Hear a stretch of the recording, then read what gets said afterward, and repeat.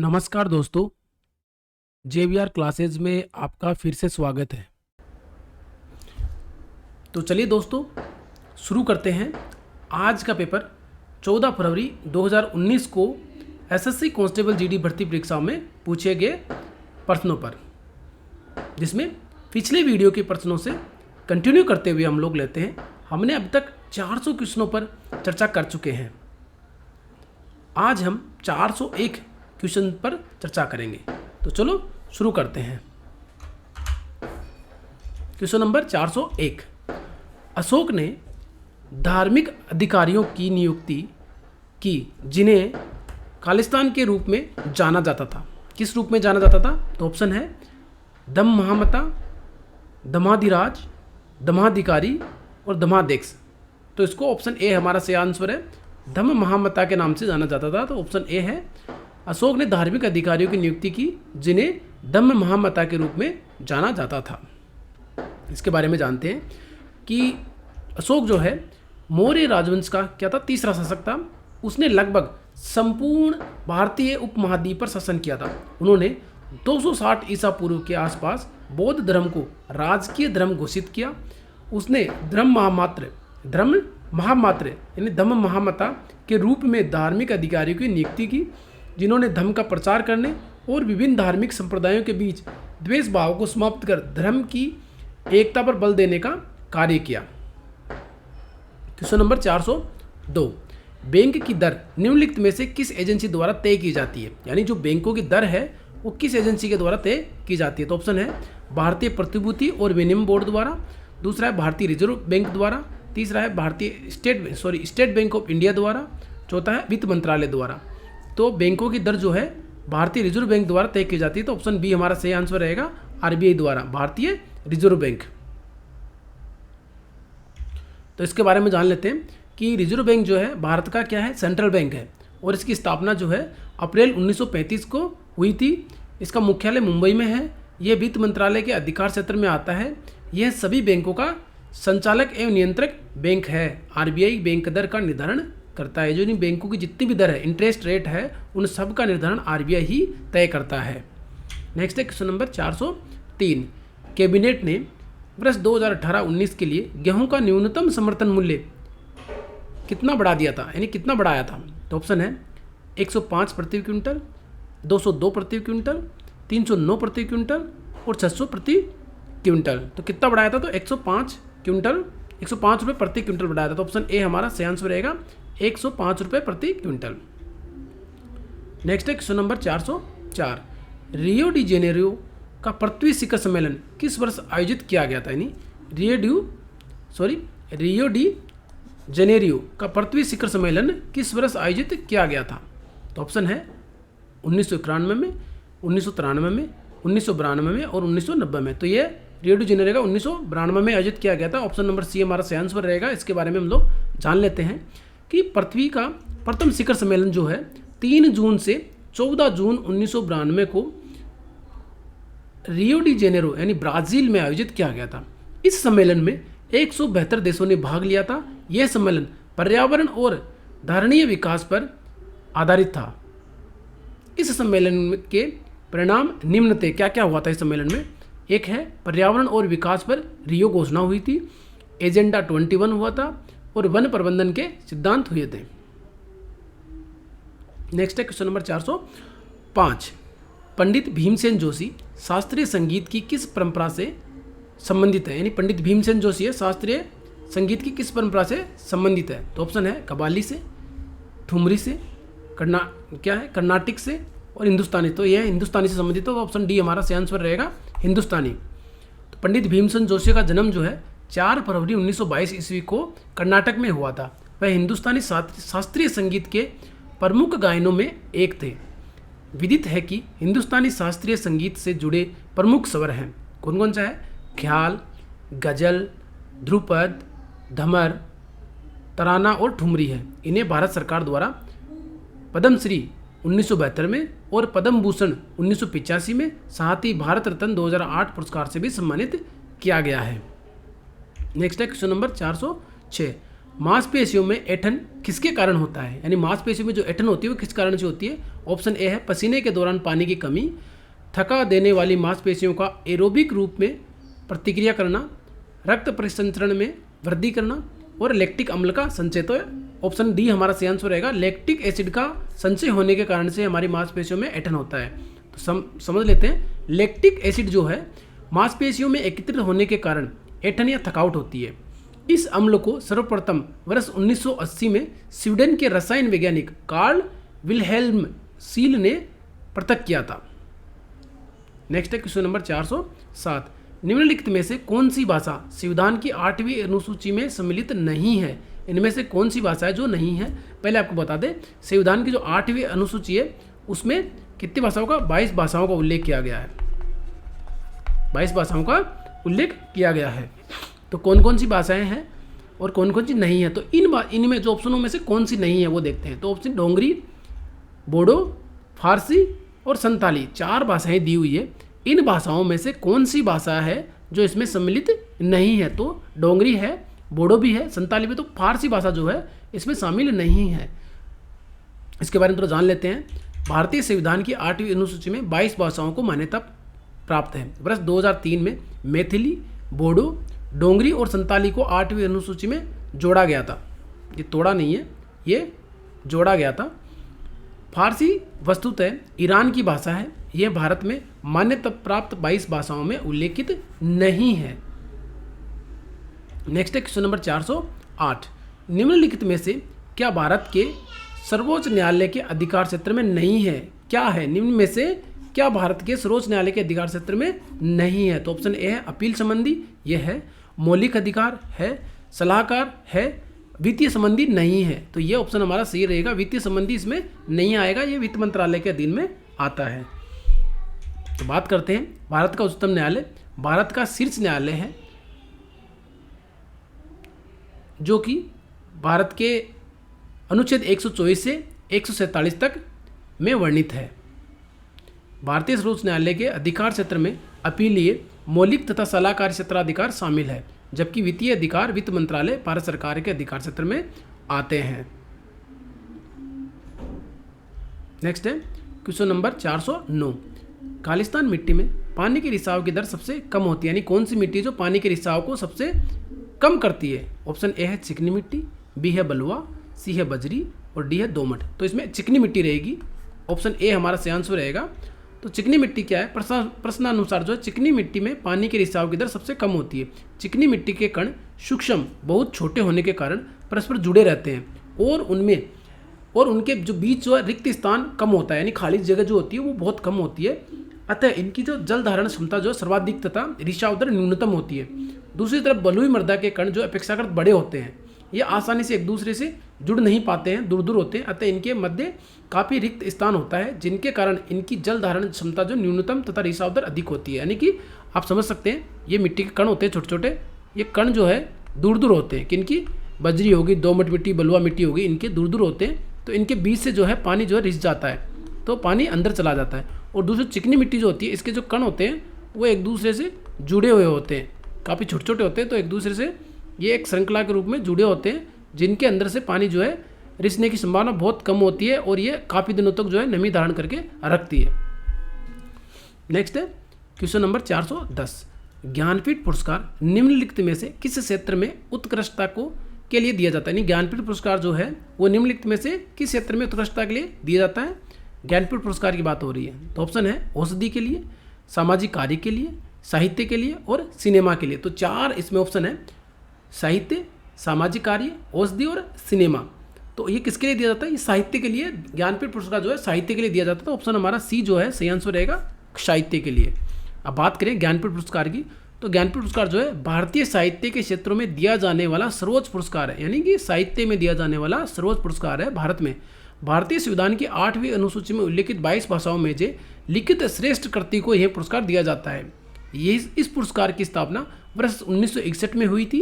सबसे पहले यह पुरस्कार 1965 में जी शंकर कुरूप को मलयालम भाषा में उनकी कृति के लिए दिया गया था और वर्ष 2019 में मलयालम भाषा के लिए अधिकतम क्या है, अकितम अच्युतन नंबूदिरी को दिया गया। नेक्स्ट है क्वेश्चन नंबर 411, कॉमनवेल्थ गेम्स 2018 कहाँ पर आयोजित किए गए थे, यानी कॉमनवेल्थ 2018 थे वो कहाँ आयोजित किए गए थे। ये क्वेश्चन 2019 में एग्जाम हुआ था, उसके हिसाब से ये करंट अफेयर के क्वेश्चन है, यानी कॉमनवेल्थ गेम्स 2018 कहाँ पर आयोजित किए गए थे। तो ऑप्शन ए है गोल्ड कोस्ट में, लंदन में, क्या है बोहा में, ये दोहा है, बोहा नहीं दोहा है, दोहा में और ब्राज़ील में। तो हमारा ऑप्शन है गोल्ड कोस्ट। ये कहाँ होता है, गोल्ड कोस्ट कहाँ पे, ऑस्ट्रेलिया में। तो 2018 के जो कॉमनवेल्थ गेम्स है वो ऑस्ट्रेलिया में, ऑस्ट्रेलिया के गोल्ड कोस्ट में आयोजित हुए। तो ऑप्शन ए हमारा सही आंसर रहेगा। इसमें कुल जो है ये 4 अप्रैल से 15 अप्रैल के मध्य आयोजित हुआ था, जिसमें 71 देश शामिल हुए थे। ऑस्ट्रेलिया ने 5वीं बार राष्ट्रमंडल खेलों की मेजबानी की थी। और कहाँ की थी, ऑस्ट्रेलिया ने 5वीं बार आयोजित की थी। और ये प्रत्येक 4 साल में एक बार होता है। क्या होता है, राष्ट्रमंडल खेल को जो है, इसको कॉमनवेल्थ गेम्स को राष्ट्रमंडल खेल भी कहते हैं। ये अंतर्राष्ट्रीय खेल प्रतियोगिता है। यह खेल प्रत्येक 4 वर्ष में, यानी प्रत्येक 4 वर्ष में एक बार आयोजित होता है। यानी 18 में हुआ, फिर उसके बाद 22 में हुआ, अब 2026 में होना तय है।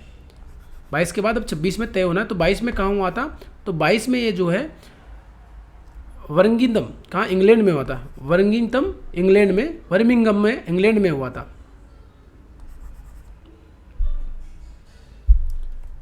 ये हुआ था, क्या गया था। नेक्स्ट है क्वेश्चन नंबर 412, निम्नलिखित में से कौन सा देश बेसिक समूह का सदस्य नहीं है। बेसिक, बेसिक का मतलब है BASIC, बेसिक सदस्य नहीं है। ऑप्शन ए है दक्षिण अफ्रीका, बी है चीन, सी है ब्राज़ील और डी है केनिया। तो 4 इसमें से ऑप्शन है, इसमें से कीनिया जो इसमें शामिल नहीं है। तो ऑप्शन डी हमारा सही आंसर रहेगा। हम लोग जो है बेसिक के बारे में जान लेते हैं। यानी पर्यावरण संरक्षण संबंधित जलवायु परिवर्तन से निपटने और अंतर्राष्ट्रीय घटनाचक्र पर चर्चा करने के लिए प्रत्येक 6 महीने में एक बार बेसिक राष्ट्रों का एक मंत्री स्तरीय सम्मेलन आयोजित किया जाता है। इस समूह की स्थापना वर्ष 2009 में की गई थी। इसमें तकनीकी, आर्थिक तथा रणनीतिक सहयोग संबंधी संयुक्त सहयोग पर चर्चा की जाती है। इस समूह के सदस्य 4 विकासशील देश कौन कौन से, ब्राज़ील है, ब्राज़ील के बाद में दक्षिण अफ्रीका है, उसके बाद भारत है और चीन है। यानी 4 देश इसमें है, यानी ब्राज़ील, ब्राज़ील के बाद में साउथ अफ्रीका, उसमें भारत और चीन शामिल है। केनिया देश बेसिक समूह का सदस्य नहीं है। नेक्स्ट है क्वेश्चन नंबर 413, 86वें संविधान संशोधन अधिनियम 2002 द्वारा भारत के संविधान में निम्नलिखित में से कौन सा अनुच्छेद जोड़ा गया था। ऑप्शन ए है 21A, 39A, 20A और 56C। तो इसमें 21A जोड़ा गया था। तो ऑप्शन ए हमारा सही आंसर रहेगा 21A। इसका है, ये जो है 6 से 14 वर्ष तक के बच्चों को जो अनिवार्य एवं निःशुल्क शिक्षा है उनके संबंधित है, और ये मौलिक अधिकार के रूप में मान्यता देने से संबंधित प्रावधान किया गया था। नेक्स्ट है क्वेश्चन नंबर 414, निम्नलिखित में से कौन सा विरासत स्थल वास्तुकला की बेहतरीन द्रविड़ शैली को दर्शाता है। बेहतरीन द्रविड़ शैली को कौन सा स्थल दर्शाता है। तो ऑप्शन है कोणार्क, दूसरा है बोध गया, अक्षरधाम और हम्पी। तो इसमें डी हमारा आंसर रहेगा। हम्पी जो है वास्तुकला की बेहतरीन द्रविड़ शैली को दर्शाता है। तो हम्पी के बारे में जान लेते हैं। हम्पी विरासत स्थल जो है वास्तुकला की बेहतरीन द्रविड़ शैली को दर्शाता है। 6ठी शताब्दी ईस्वी तक उत्तर और दक्षिण भारत में मंदिर निर्माण संबंधी वास्तुकला शैली लगभग समान थी, लेकिन 6ठी शताब्दी के बाद हिंदू धर्म के मंदिरों के निर्माण में 3 प्रकार की शैलियाँ, यथा कौन कौन सी, एक नागर शैली, कौन कौन सी, एक तो नागर शैली, उसके बाद द्रविड़ शैली और बेसर शैली का प्रयोग किया गया था। नेक्स्ट है क्वेश्चन नंबर 415, खालिस्तान शुद्धि आंदोलन के संस्थापक थे। शुद्धि आंदोलन के संस्थापक कौन थे। तो ऑप्शन है स्वामी दयानंद सरस्वती, स्वामी विवेकानंद, ईश्वर चंद्र विद्यासागर, राजाराम मोहन राय। तो इसमें स्वामी दयानंद सरस्वती जो थे शुद्धि आंदोलन से संबंधित थे। तो ऑप्शन ए हमारा सही आंसर रहेगा, स्वामी दयानंद सरस्वती। अब इनकी बात करें दयानंद सरस्वती जी के बारे में, तो इनका जन्म जो है 12 फरवरी 1824 ईस्वी को गुजरात में हुआ था। भारतीय समाज को धर्म परिवर्तन से बचाने के लिए इन्होंने शुद्धि आंदोलन को चलाया था। इसके तहत धर्म परिवर्तन कर चुके लोगों को पुनः हिंदू धर्म में प्रवेश करने की प्रेरणा दी गई थी। 1875 ईस्वी में दयानंद सरस्वती द्वारा आर्य समाज की स्थापना की गई। शुद्ध वैदिक परंपरा में विश्वास के चलते स्वामी जी ने वेदों की ओर लौट चलो का नारा दिया था। नेक्स्ट है क्वेश्चन नंबर 416, निम्नलिखित में से कौन सा संकेतक के रूप में प्रयोग नहीं किया जाता है? निम्नलिखित में से कौन सा संकेतक के रूप में प्रयोग नहीं किया जाता? तो ऑप्शन है चीनी काप, फेनोफोलिन, साधारण नमक और हल्दी। तो इसमें जो साधारण नमक जो है ऑप्शन सी ये सही आंसर रहेगा। साधारण नमक जो है संकेतक के रूप में प्रयोग नहीं किया जाता है। उपयुक्त में दिए गए प्रश्नों में जो है नमक जो है सूचक या संकेतक के रूप में प्रयोग नहीं किया जा सकता है। सूचक वे पदार्थ हैं जो अम्लीय और क्षारीय विलयनों में निश्चित रंग परिवर्तन करते हैं। यानी क्या करते हैं, अम्लीय और क्षारीय पदार्थ होते हैं उनमें क्या निश्चित रंग परिवर्तन करते हैं, जैसे नीला और लाल होता है उसमें परिवर्तन करते हैं, सूचक कहलाते हैं। सूचक दो प्रकार के होते हैं, एक तो प्राकृतिक सूचक जैसे हल्दी, चीनी, गुलाब, है ना, लिटमस, प्याज, वेनिला आदि हैं। दूसरा है मानव निर्मित सूचक। कौन सा? मानव निर्मित सूचक। ये कौन सा है? फेनोफ्थलीन और मिथाइल ऑरेंज है।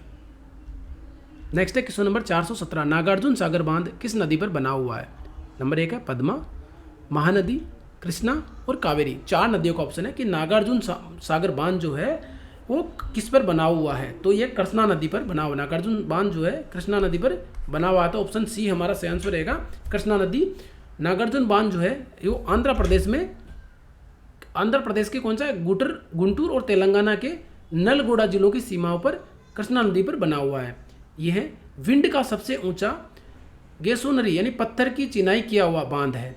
इसकी ऊंचाई 124 मीटर है जो 11,472 मिलियन क्यूबिक मीटर जलाशय का निर्माण करती है। इस योजना का मुख्य उद्देश्य सिंचाई तथा विद्युत उत्पादन है। नेक्स्ट है, और बाकी बांधों की बात करें कि महानदी पर हीराकुंड नामक बांध उड़ीसा में जो विश्व का सबसे लंबा बांध है। महानदी पर हीराकुंड बांध उड़ीसा में बना हुआ है जो विश्व का सबसे लंबा बांध है। और कावेरी नदी पर जो है कृष्णा राजा सागर बांध कर्नाटका में बना हुआ है।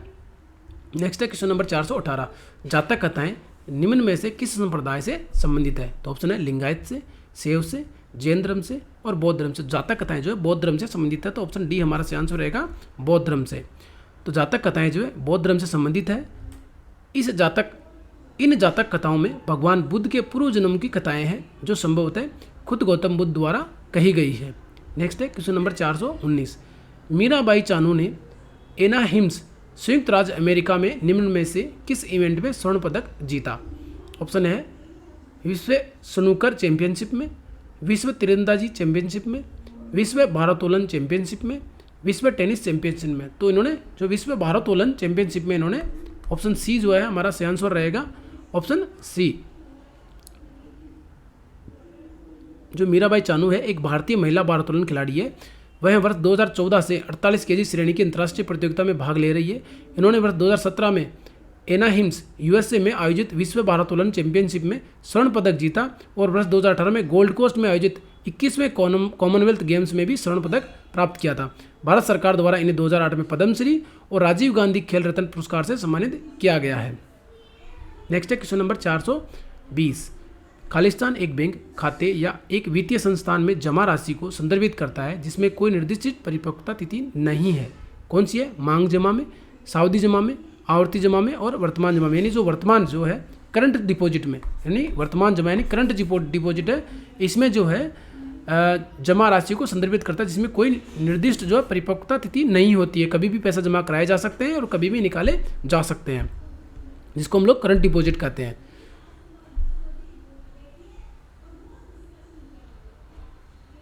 नेक्स्ट है क्वेश्चन नंबर 421, गोल गुंबद कहाँ स्थित है? ऑप्शन ए है बीजापुर में, बीबर में, दौलताबाद में और हैदराबाद में। तो गोल गुंबद जो है बीजापुर यानी कर्नाटका, बीजापुर कहाँ है?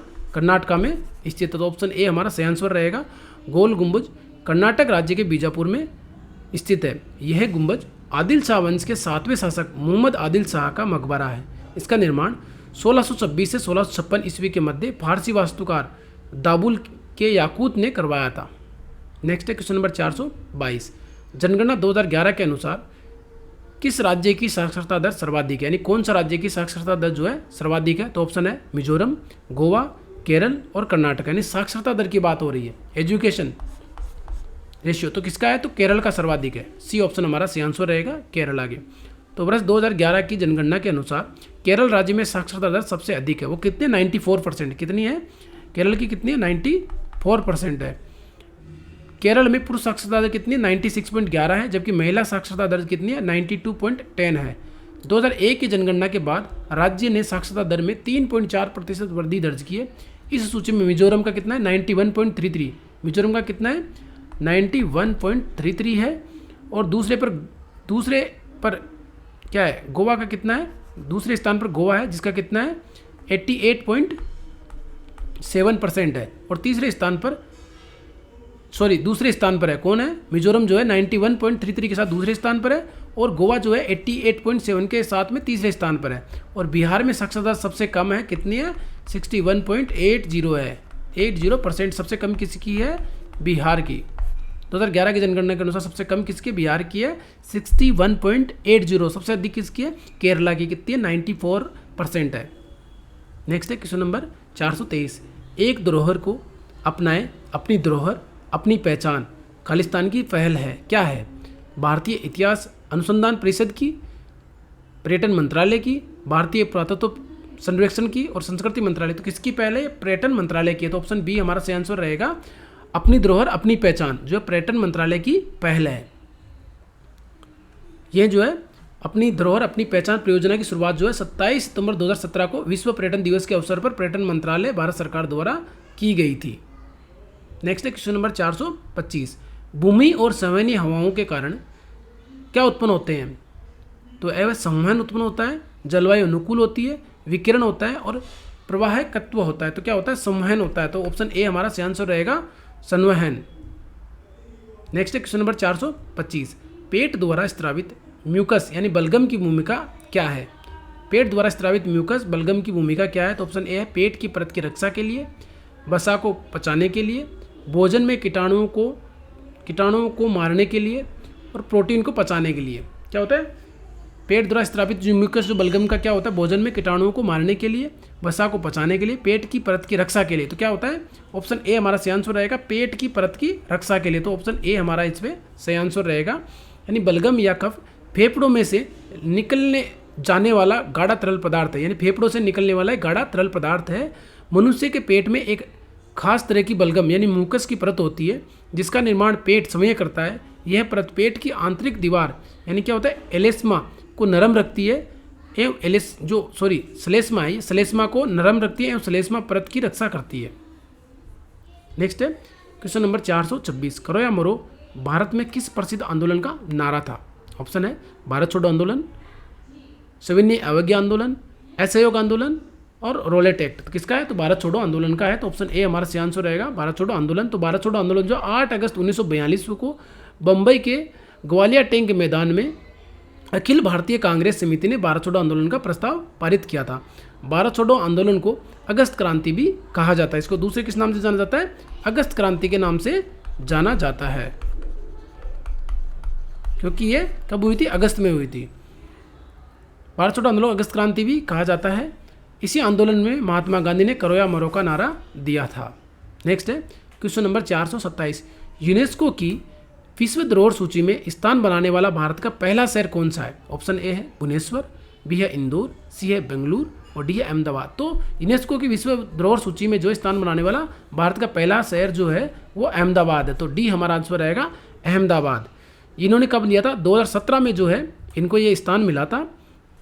यूनेस्को द्वारा भारत के 38 स्थलों को विश्व विरासत स्थलों की सूची में शामिल किया गया है। नेक्स्ट है क्वेश्चन नंबर 428। निम्न पर्वत श्रृंखला में से डोडा बेटा सबसे ऊंची चोटी है, किसकी सबसे ऊंची चोटी है। तो ऑप्शन है विंध्यन की, सतपुड़ा की, अरावली की, और नीलगिरी की। तो नीलगिरी की सबसे ऊंची चोटी है वो क्या है, डोडा बेटा है। तो ऑप्शन डी हमारा आंसर रहेगा। अब बाकी पहाड़ियों को मिला लेते हैं। नीलगिरी की सबसे ऊंची चोटी डोडा बेटा है जो कि 2637 मीटर है। दूसरा विंध्यन क्या है, सद्भावना शिखर, विंध्यन का क्या है, सद्भावना शिखर 752 मीटर है। सतपुड़ा की जो धूपगढ़ी है वो 1350 मीटर है, और अरावली की गुरु शिखर 1722 मीटर है। नेक्स्ट है क्वेश्चन नंबर 429। राष्ट्रीय मानवाधिकार आयोग के बारे में निम्न में से कौन सा कथन सही है। तो ऑप्शन है, इनमें 10 सदस्य होते हैं, इनकी शक्तियाँ केवल प्रकृति में सिफारिश यानी अनुशंसात्मक है। मुंबई में इसका मुख्यालय है। इसके अध्यक्ष को सर्वोच्च न्यायालय में जज के रूप में कार्यरत होना चाहिए। नहीं, इसमें बी आंसर जो है सही रहेगा। इसकी शक्तियाँ केवल प्रकृति में सिफारिश यानी अनुशंसात्मक है। इनकी सिफारिश जो है सिर्फ सिफारिश कर सकती है, ये उसकी कमियों को ये लागू नहीं करे, बाध्य नहीं है इसकी सिफारिशों को लागू करने के लिए। तो बी ऑप्शन हमारा सही रहेगा। बाकी इसमें 10 नहीं 7 सदस्य होते हैं और ज़रूरी नहीं है कि वो सुप्रीम कोर्ट का जज ही हो। और इसकी बात करें हम लोग, इसका मुख्यालय जो है वो कहाँ है? दिल्ली में है। इसका मुख्यालय मुंबई में नहीं, दिल्ली में है। मुख्यालय दिल्ली में है और इसकी स्थापना जो है 1993 में की गई थी। और ये एक स्वतंत्र वैधानिक एवं बहुसदस्यीय संस्था है जिसमें एक अध्यक्ष सहित 7 सदस्य होते हैं। और जो NHRC के पास किसी भी मामले में संबंध में मात्र सिफारिश करने का अधिकार है, यानी राष्ट्रीय मानवाधिकार आयोग है। ह्यूमन राइट कमीशन में जो है नेशनल ह्यूमन राइट कमीशन के पास में सिर्फ सिफारिश करने का अधिकार है, वह किसी को निर्णय लागू करने के लिए बाध्य नहीं कर सकता है। इसका मुख्यालय कहाँ? नई दिल्ली में है। यह आवश्यक नहीं कि आयोग का अध्यक्ष सर्वोच्च न्यायालय के न्यायाधीश के रूप में कार्यरत हो। वर्तमान में जो है इसके अध्यक्ष कौन है? न्यायमूर्ति वी रामा सुब्रमण्यम इसके कार्यवाहक अध्यक्ष हैं। नेक्स्ट है क्वेश्चन नंबर इसके अध्यक्ष हैं। नेक्स्ट है 430, किंग खालिद अंतर्राष्ट्रीय हवाई अड्डा किस देश में स्थित है? ऑप्शन है सीरिया, इराक, बहरीन और सऊदी अरब। तो किंग खालिद जो अंतर्राष्ट्रीय हवाई अड्डा जो है वो सऊदी अरब में, तो ऑप्शन डी हमारा सही आंसर रहेगा, सऊदी अरब।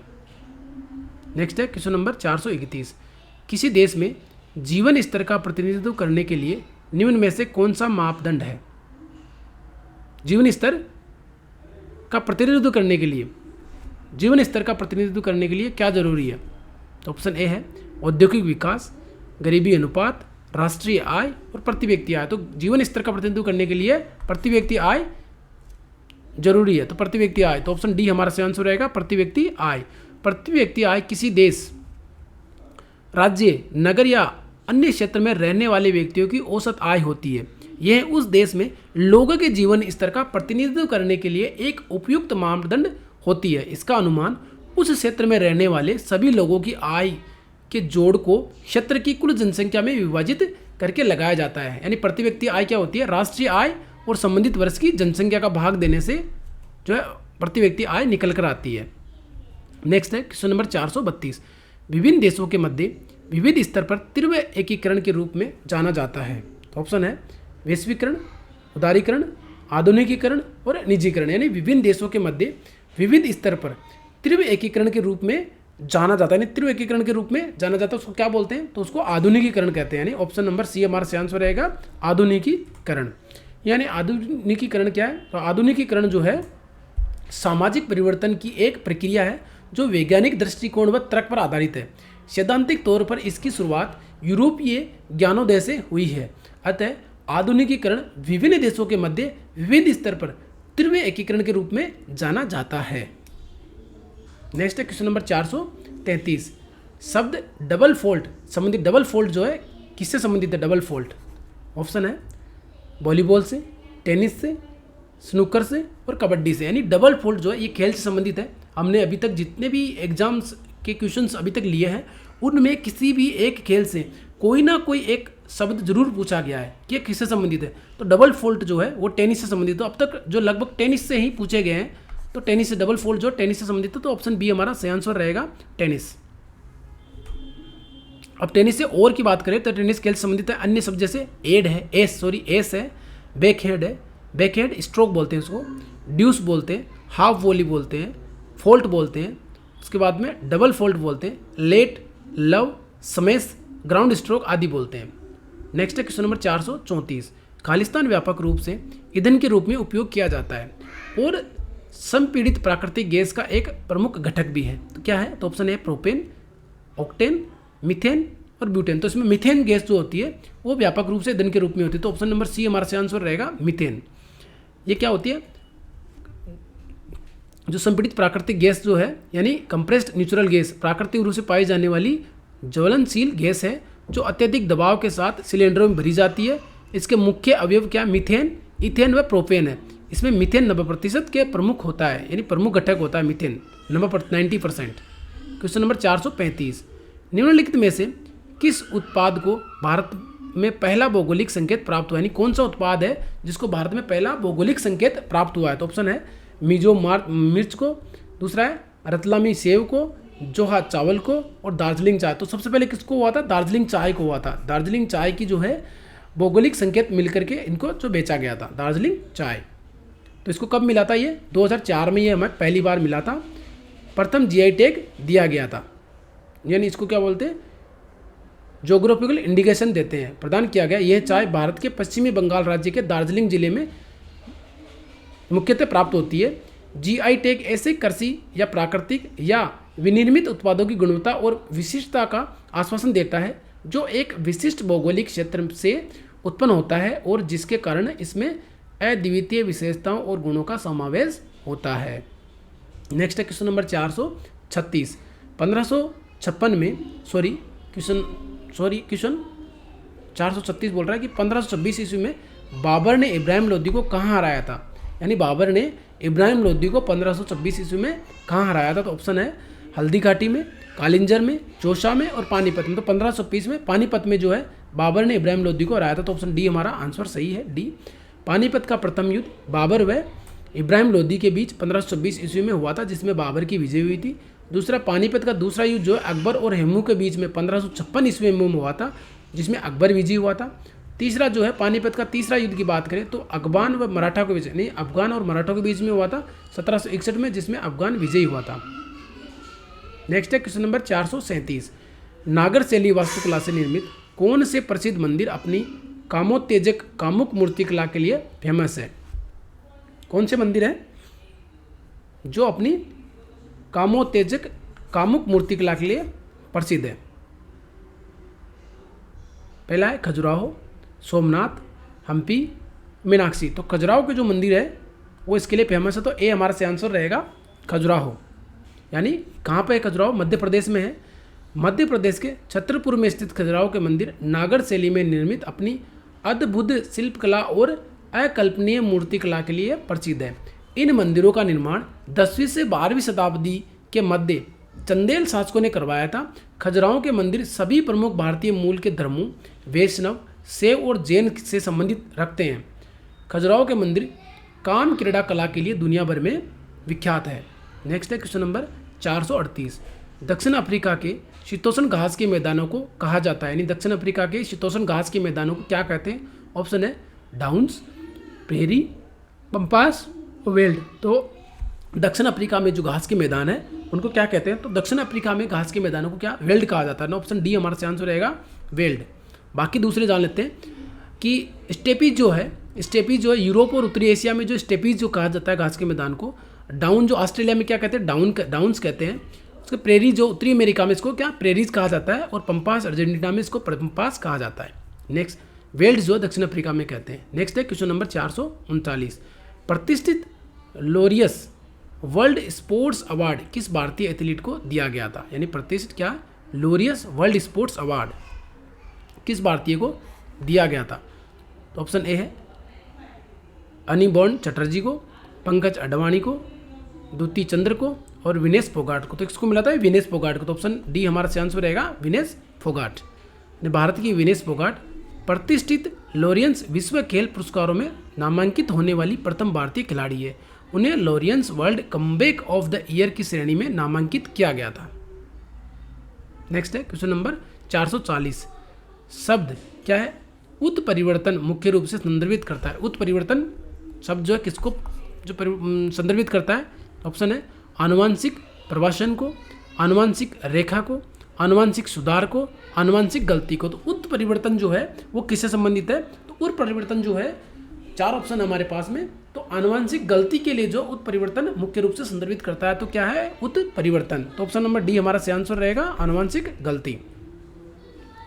समस्त प्रकार के जीवों में कोशिकाओं के आनुवांशिक पदार्थ में अचानक हुए स्थायी और वंशानुगत परिवर्तन को उत्परिवर्तन कहते हैं। यह उत्परिवर्तन आनुवंशिक गलती को संदर्भित करता है। उत्परिवर्तन का सिद्धांत ह्यूगो डी ब्रीज ने प्रतिपादित किया था। नेक्स्ट है क्वेश्चन नंबर 441।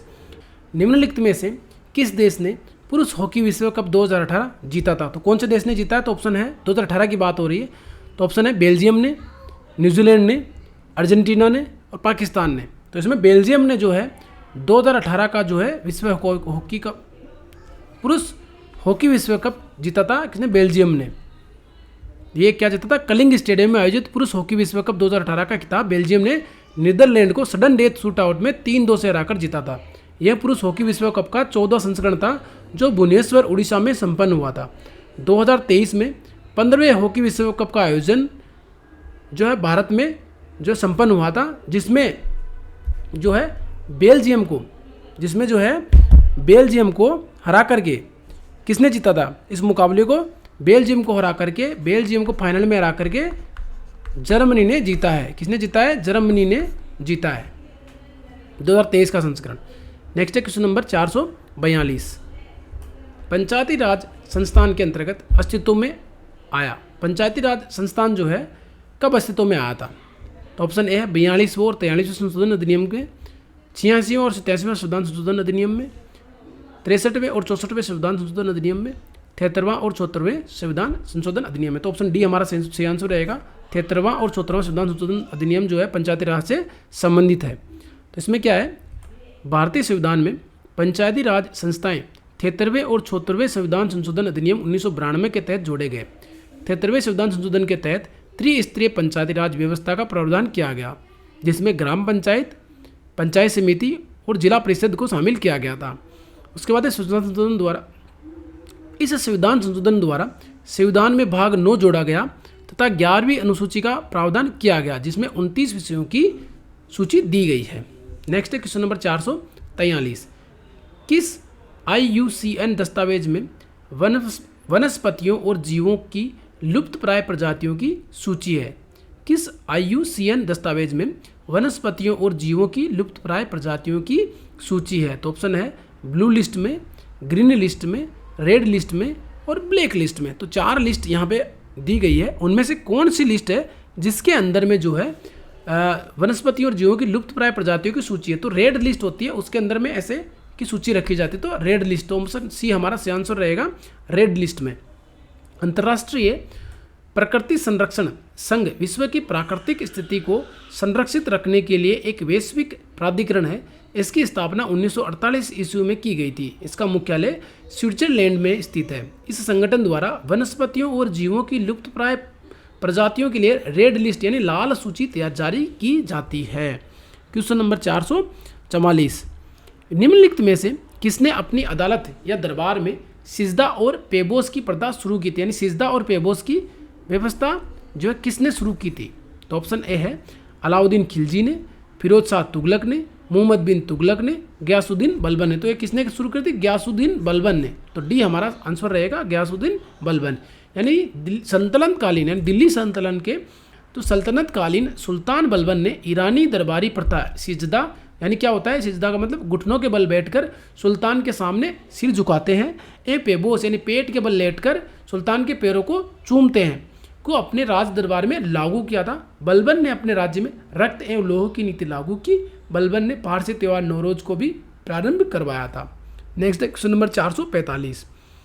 खालिस्तान बांग्लादेश में स्थापित एक माइक्रो फाइनेंस संगठन और सामुदायिक विकास बैंक है जो संपार्श्विक की आवश्यकताओं के बिना छोटे छोटे ऋण देता है।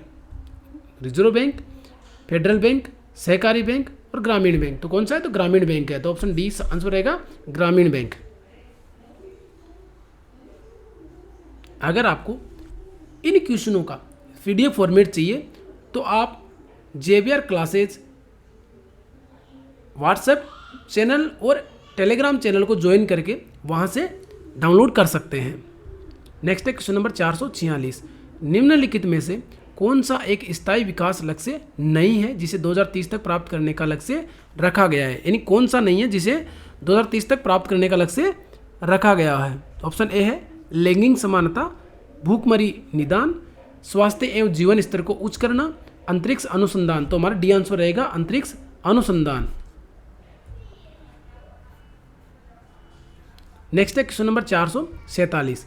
हवा की आर्द्रता को मापता है, कौन मापता है? ऑप्शन है हाइग्रोमीटर, माइक्रोमीटर, थर्मामीटर और हाइड्रोमीटर। तो हाइग्रोमीटर जो है हवा की आर्द्रता को नापता है। तो ऑप्शन ए हमारा सही आंसर रहेगा। अब बात करते हैं हाइग्रोमीटर वायु की आर्द्रता हो गया, उसके बाद माइक्रोमीटर जो सूक्ष्म मापी यंत्र यानी mm का हजारवां भाग को ज्ञात करते हैं।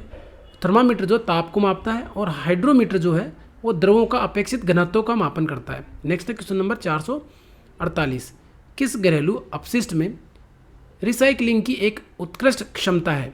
कौन सा एक घरेलू अपशिष्ट है जिसमें रिसाइकलिंग की एक उत्कृष्ट क्षमता है? ऑप्शन ए है सब्जी अपशिष्ट में, धातु में, प्लास्टिक में और रबड़ में। 4 ऑप्शन हमारे पास दिए गए हैं।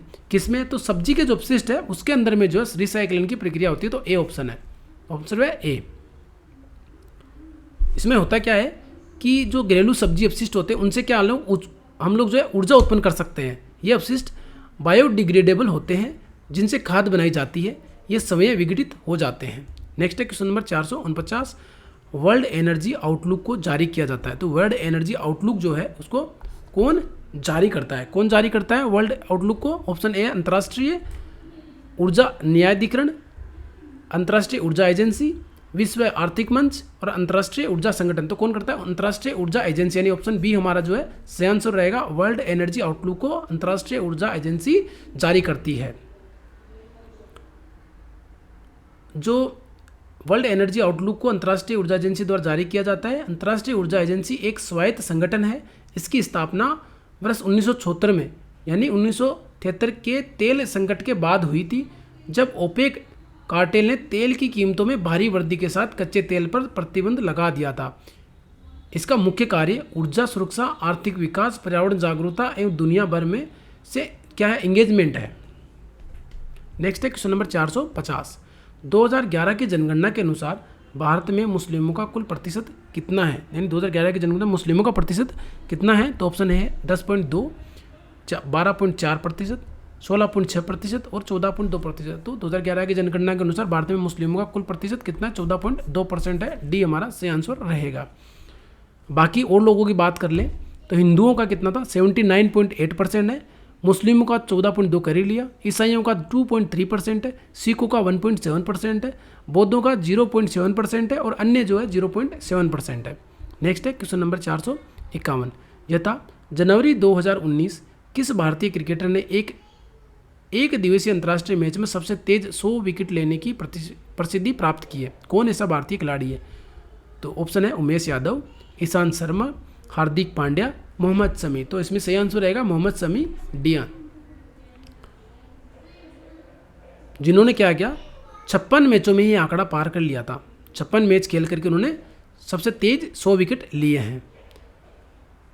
उन्होंने जो है न्यूजीलैंड के बल्लेबाज मार्टिन गुप्टिल को अपना 100वां शिकार बनाया था।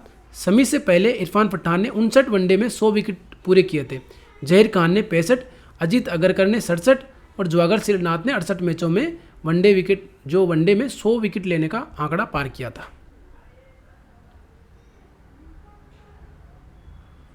नेक्स्ट है क्वेश्चन नंबर 452, मलेरिया और काला आजार किससे होता है? ऑप्शन ए है विषाणु से, जीवाणु से, कवक से और परजीवीगण से। तो मलेरिया और काला आजार जो है परजीवीगण यानी परजीवी से होने वाला रोग है। तो ऑप्शन डी हमारा सही आंसर रहेगा। प्रोटोजोआ जनित रोग होता है। ये क्या होता है? प्रोटोजोआ परजीवी के माध्यम से फैलने वाले रोग कौन कौन से हैं? मलेरिया, यह है रोग प्लाज्मोडियम गण के प्रोटोजोआ परजीवी के माध्यम से फैलता है। मलेरिया के परजीवी का वाहक मादा एनाफ्लीज मच्छर होता है। काला आजार, यह काला ज्वर, यह धीमी गति से बढ़ने वाला एक स्थानीय या देसी रोग है जो लिगमेनिया जाति के एक प्रोटोजोआ परजीवी के कारण होता है। यह परजीवी मुख्य रूप से प्रतिरक्षा प्रणाली यानी इम्यून सिस्टम जो होता है को संक्रमित करता है और अस्थि मज्जा, प्लीहा और लीवर में संक्रमण फैलाता है। नेक्स्ट है क्वेश्चन नंबर 453, बांदीपुर राष्ट्रीय उद्यान भारत के निम्नलिखित में से किस राज्य में स्थित है? यानी बांदीपुर राष्ट्रीय उद्यान किस में स्थित है? ऑप्शन है तमिलनाडु में, छत्तीसगढ़ में, उड़ीसा में, कर्नाटका में। तो बांदीपुर राष्ट्रीय उद्यान जो है वो कर्नाटका में स्थित है। तो ऑप्शन डी हमारा सही आंसर रहेगा, कर्नाटका में। बांदीपुरा राष्ट्रीय उद्यान दक्षिण भारत के कर्नाटक राज्य में स्थित है। यह प्रोजेक्ट टाइगर के तहत सन 1976 में एक टाइगर रिजर्व के रूप में स्थापित किया गया है। बांदीपुर राष्ट्रीय उद्यान करीब 876.2 वर्ग किलोमीटर इलाके में फैला है। यह भारत का सबसे बड़ा जीवमंडल रिजर्व बनाता है, जिसे नीलगिरी जीवमंडल रिजर्व के नाम से जाना जाता है। यहाँ बाघ, तेंदुआ, हाथी, गोर, भालू, ढोल, सांबर, कांकड़ तथा लॉरेंस आदि पाए जाते हैं। नेक्स्ट है क्वेश्चन नंबर 454। रेतवाड़ी व्यवस्था निम्नलिखित में से किसके द्वारा शुरू की गई थी? रेतवाड़ी व्यवस्था निम्नलिखित में से किसके द्वारा शुरू की गई थी? तो ऑप्शन है लॉर्ड रिपन के द्वारा, थॉमस मुनरो द्वारा, लॉर्ड कॉर्नवालिस द्वारा, वॉरेन हेस्टिंग्स द्वारा। तो रेतवाड़ी व्यवस्था जो थी वो थॉमस मुनरो द्वारा, ऑप्शन बी हमारा सही आंसर रहेगा, थॉमस मुनरो द्वारा शुरू की गई थी। यानी मद्रास के तत्कालीन गवर्नर कौन से? थॉमस मुनरो थे, ने रेतवाड़ी व्यवस्था आरंभ की थी। इस व्यवस्था के तहत रेतों या किसानों को भूमि का मालिक मान लिया गया तथा अब रेत या किसान सवै कंपनी को भू राजस्व देने के लिए उत्तरदायी थे। इस व्यवस्था में भू राजस्व का निर्धारण भूमि के क्षेत्रफल के आधार पर किया गया था। नेक्स्ट है क्वेश्चन नंबर 455। बाली का सफर यानी बाली यात्रा भारत के निम्नलिखित में से किस राज्यों में मनाया जाता है? ऑप्शन है केरल में, तमिलनाडु में, उड़ीसा में, राजस्थान में। तो ये उड़ीसा में मनाया जाता है, तो ऑप्शन सी हमारा सही आंसर रहेगा। यानी बाली यात्रा जो उड़ीसा से संबंधित है। यानी क्या है? बाली का सफर, बाली यात्रा उड़ीसा में मनाया जाने वाला एक प्रमुख उत्सव है।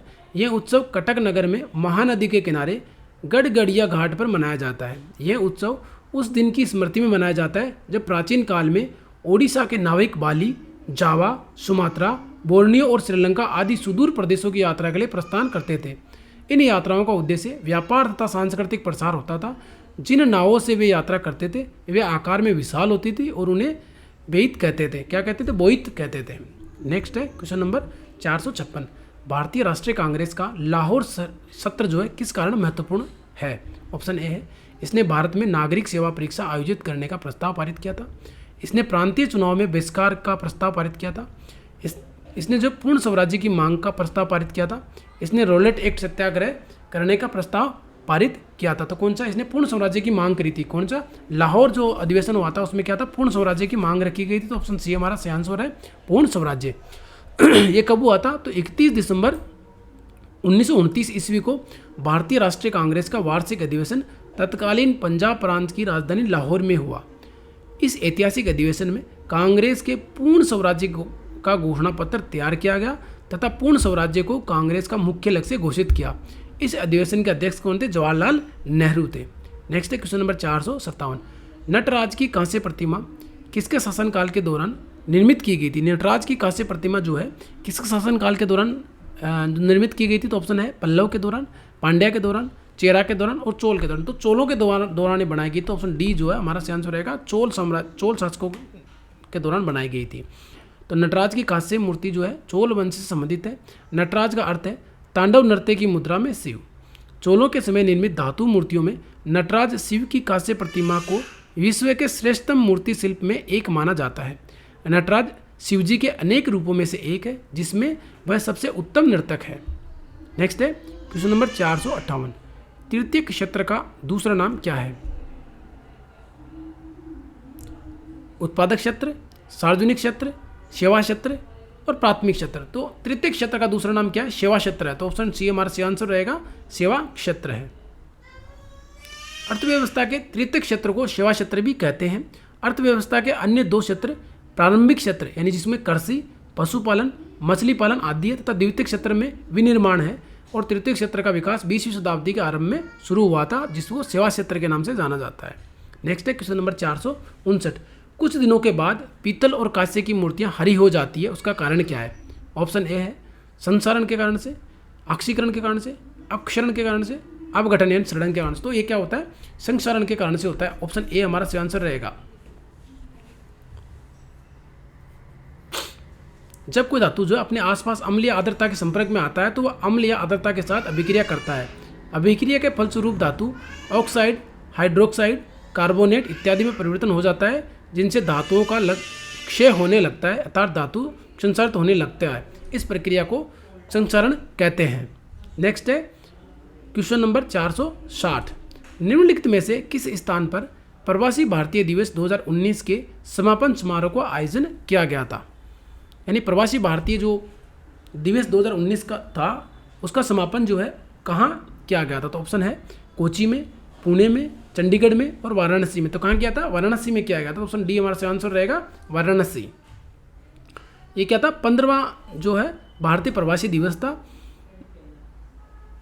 जिसकी थीम क्या थी, नए भारत के निर्माण में प्रवासी भारतीयों की भूमिका।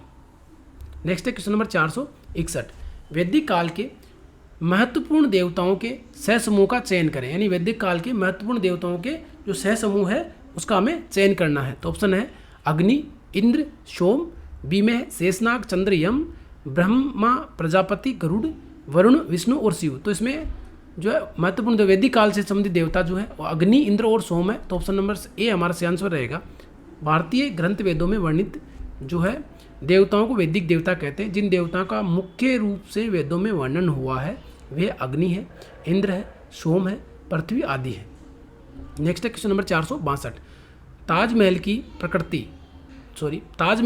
प्रतिकृति यानी उसकी प्रतिकृति जो है बीवी का मकबरा कहाँ पर स्थित है। तो ताजमहल की प्रतिकृति बीवी का मकबरा कहाँ स्थित है। ऑप्शन है कटक, अहमदाबाद, चंद्रनगर, औरंगाबाद। तो कहाँ पे है, औरंगाबाद में बनी हुई है। तो औरंगाबाद कहाँ, महाराष्ट्र में है। तो महाराष्ट्र में बनी हुई है बीवी का मकबरा। तो किसकी याद में बनाया हुआ है, ये जो औरंगजेब की बीवी थी उनकी याद में औरंगजेब के बेटे ने ये बनाई थी।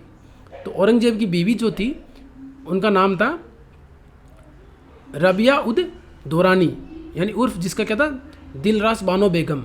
इसका एक सुंदर मकबरा बनाया गया है। इतिहासकारों के अनुसार इस मकबरे का निर्माण जो है मुगल बादशाह औरंगजेब के पुत्र आजम शाह ने अपनी माँ दिलरास बानो बेगम की याद में बनाया था। ये ताजमहल की प्रतिकृति पर बनाया गया था। इसे दक्कन के ताज के रूप में भी जाना जाता है। नेक्स्ट है क्वेश्चन नंबर 463, भारत के कृषि क्षेत्र में बेरोजगारी का प्रकार जहां आवश्यकता से अधिक नियोजन लोगों को रोजगार दिया जाता है उनको किस रूप से जाना जाता है।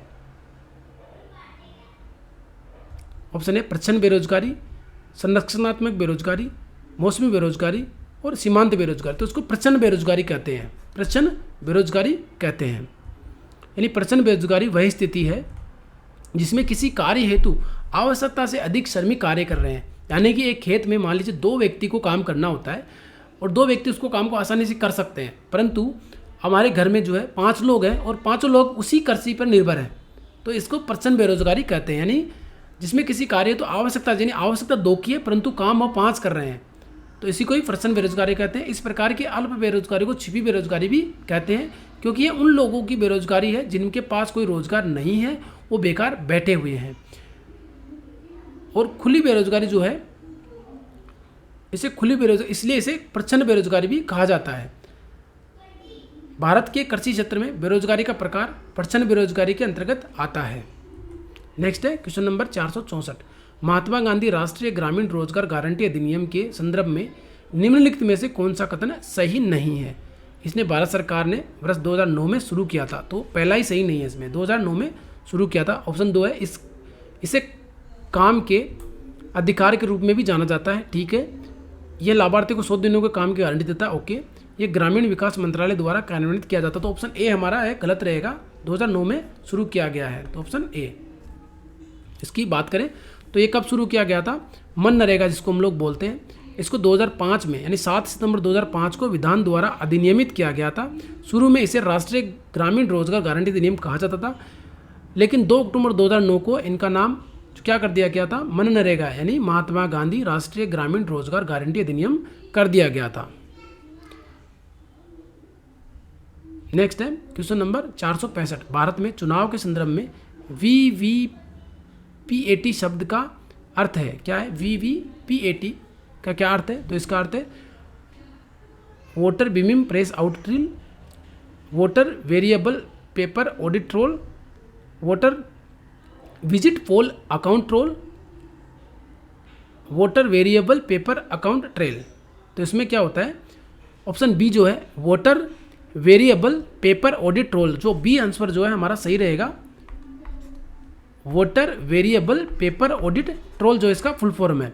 और इसका यूज की बात करें तो यह है जो भारत में जो ईवीएम मशीन है, ऑटोमेटिक वोटिंग मशीन जो है, उसके साथ में इसको लगाया जाता है।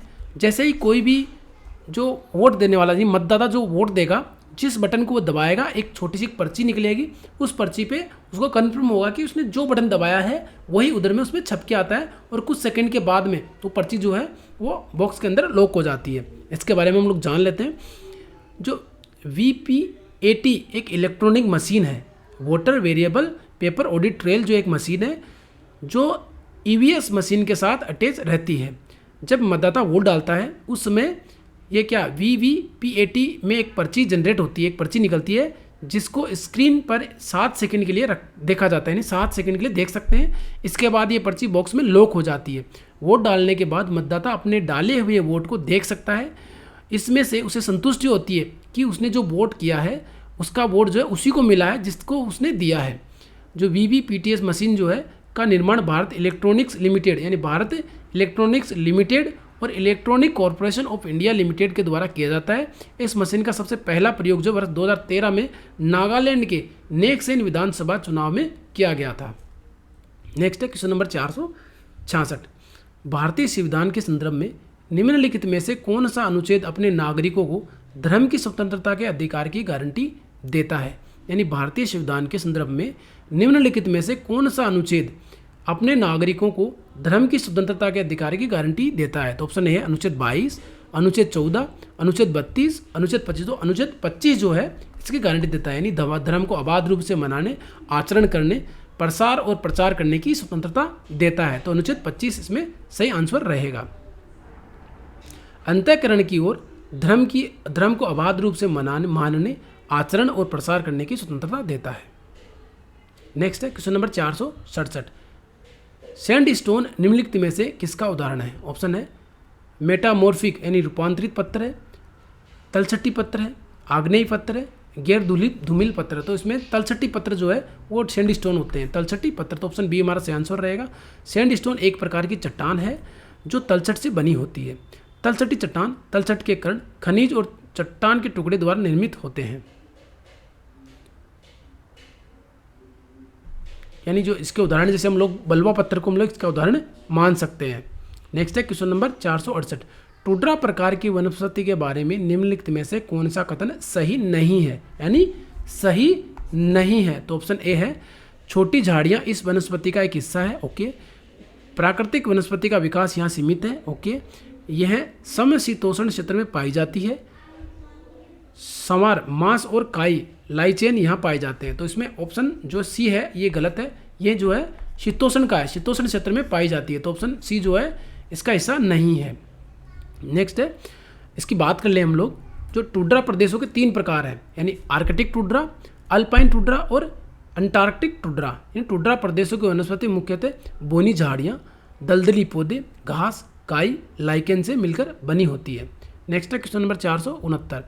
खालिस्तान आसपास से ध्वनि को एकत्रित करता है। कौन एकत्रित करता है? ऑप्शन है कान का पर्दा, कर्णावर्त यानी कोचलिया, कर्णपाली पिन्ना और श्रवण तंत्रिका। इनमें से 4 ऑप्शन है जो कि कौन करता है, यानी आसपास के, यानी कान जो है उसके आसपास से जो ध्वनि एकत्रित करता है कौन करता है? तो कर्णपाली जो पिन्ना जो होता है, कर्णपाली पिन्ना जो होता है वो ध्वनि एकत्रित करता है। तो ऑप्शन सी हमारा सही आंसर रहेगा, कर्णपाली पिन्ना। नेक्स्ट है क्वेश्चन नंबर 470। प्रकाश वर्ष निम्न में से किससे संबंधित है? तो प्रकाश वर्ष किससे संबंधित है? तो ऑप्शन है ध्वनि से, अंतर से, गति से और मौसम से। तो 4 ऑप्शन है इसमें। तो ध्वनि से संबंधित नहीं है, गति से भी नहीं है, तो मौसम से तो इसमें अंतर रहेगा, अंतर से संबंधित। यानी वैसे प्रकाश वर्ष की बात करें तो ये दूरी का मात्रक है। किसका है? दूरी का मात्रक है। यानी एक वर्ष में प्रकाश द्वारा तय की गई दूरी को प्रकाश वर्ष कहते हैं। तो अंतर जो है वो दूरी से संबंधित है। तो इसमें ऑप्शन हमारा सही आंसर रहेगा, बी हमारा सही आंसर रहेगा। यानी प्रकाश जो है 1 सेकंड में 3 × 10⁸ मीटर यानी 3 लाख किलोमीटर दूरी तय करता है। नेक्स्ट है क्वेश्चन नंबर 471। टेबल टेनिस के लिए 2018 द्रोणाचार्य पुरस्कार किसको दिया गया था? ऑप्शन ए है जीवन कुमार शर्मा को, बी है विजय शर्मा को, तारक सिन्हा को और श्रीनिवास राव को। तो ऑप्शन डी हमारा सही आंसर रहेगा, श्रीनिवास राव को दिया गया था। द्रोणाचार्य पुरस्कार जो है वैसे भारत में खेलों में उत्कृष्ट कोचों को दिया जाने वाला सम्मान है, जिसकी शुरुआत 1985 में हुई थी। यह पुरस्कार टीम या खिलाड़ी को अच्छा और उत्कृष्ट कोचिंग देने के लिए खेल मंत्रालय द्वारा दिया जाता है। नेक्स्ट है क्वेश्चन नंबर 472। न्यायमूर्ति राजेंद्र सच्चर समिति की स्थापना भारत सरकार द्वारा किस उद्देश्य के लिए की गई थी? न्यायमूर्ति राजेंद्र सच्चर समिति की स्थापना। तो ऑप्शन ए है भारतीय अर्थव्यवस्था के संगठित जो असंगठित क्षेत्र की स्थिरता का अध्ययन करना, भारत में राष्ट्रीय उद्यानों की स्थितियों का अध्ययन करना, भारत की विदेश नीति की स्थितियों की जांच करना, मुस्लिम समुदाय की सामाजिक और आर्थिक स्थिति की जांच करना है। तो इसमें जो सही ऑप्शन हमारा सही आंसर रहेगा मुस्लिम समुदाय की सामाजिक और आर्थिक स्थिति की जांच करना है, ऑप्शन डी। ये जो कब बनाई गई थी, ये 2005 में दिल्ली हाई कोर्ट के मुख्य न्यायमूर्ति जस्टिस राजेंद्र सच्चर की अध्यक्षता में बनाई गई थी। किसकी सरकार द्वारा? तत्कालीन प्रधानमंत्री मनमोहन सिंह की सरकार द्वारा। नेक्स्ट है क्वेश्चन नंबर 473, निम्नलिखित में से किस केंद्र शासित प्रदेश को भारत में आंशिक राज्य का दर्जा दिया गया है?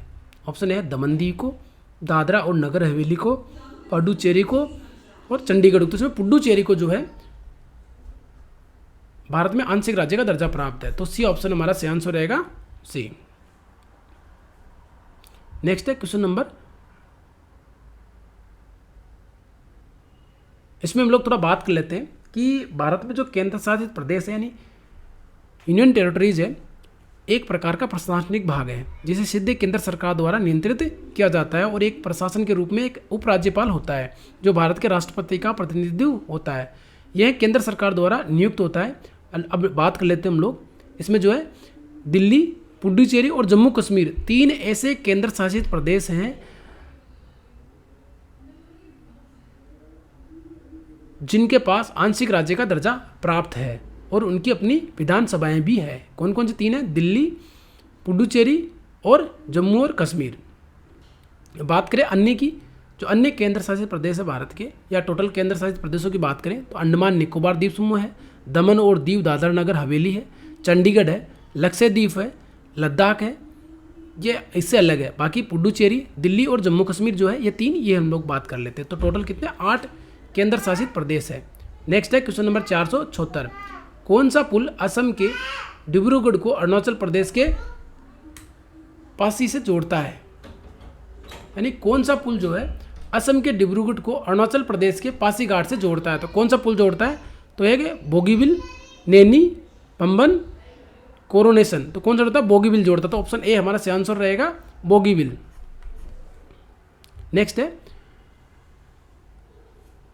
क्वेश्चन नंबर 475, तेल और वसा युक्त भोजन जब अधिक समय तक रखा जाता है तो किस प्रक्रिया के कारण इसके स्वाद और गंध में बदलाव होता है? ऑप्शन है प्रतिस्थापन, किण्वन, विकृत गंधिता, अपघटन। 4 ऑप्शन है हमारे पास में। तो किसके कारण से ऐसा होता है? तो ये जो है तेल और वसायुक्त भोजन जब अधिक समय तक रखा जाता है तो इसमें जो है विकृत गंधिता के कारण से स्वाद और गंध में बदलाव होता है। तो ऑप्शन सी हमारा सही आंसर रहेगा, विकृत गंधिता के कारण से। यानी इसको हम लोग जो है रेसिडिटी भी कहते हैं। क्या कहते हैं? रेसिडिटी भी कहते हैं। दोस्तों आज के लिए इतना ही, फिर मिलेंगे एक नए वीडियो के साथ में। अगर आपको इन प्रश्नों का PDF फॉर्मेट चाहिए तो आप व्हाट्सएप चैनल और Telegram channel JBR classes WhatsApp channel और JBR क्लासेस टेलीग्राम चैनल को ज्वाइन करके वहाँ से इसका PDF फॉर्मेट डाउनलोड कर सकते हैं। आपसे फिर से अनुरोध है कि अगर आपको वीडियो अच्छा लगा हो तो प्लीज़ इसे लाइक करें और अपने दोस्तों के साथ ज़्यादा से ज़्यादा शेयर करें। साथ ही हमारे चैनल JBR क्लासेस को सब्सक्राइब करना ना भूलें। धन्यवाद।